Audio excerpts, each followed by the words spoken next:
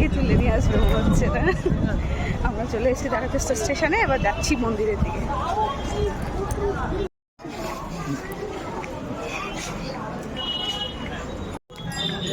সামনে একটা পিছনে একটা, কিন্তু পিছনে একটা আছে দুধ পুকুর। এখানে একটু মাথায় জল ছিটিয়ে নিয়ে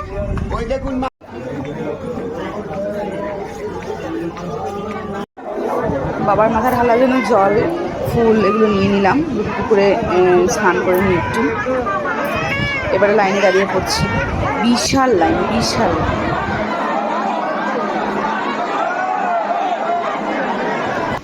এবার এই বিশাল লাইন ফেলে কোনো রকমের বাবার দর্শন করে এরপরে আমরা বেরিয়ে পড়বো একটু খাওয়া দাওয়া করে। এই চলে এসেছি খেতে, কচুরি আর তরকারি, ঘুগনি তরকারি খেয়ে বাড়ির পথে রওনা দেব। এই যে দ্বারকেশ্বর স্টেশনে চলে এসেছি আবার। এরপরে এই যে ট্রেন ধরে বাড়ি যাবো। টাটা।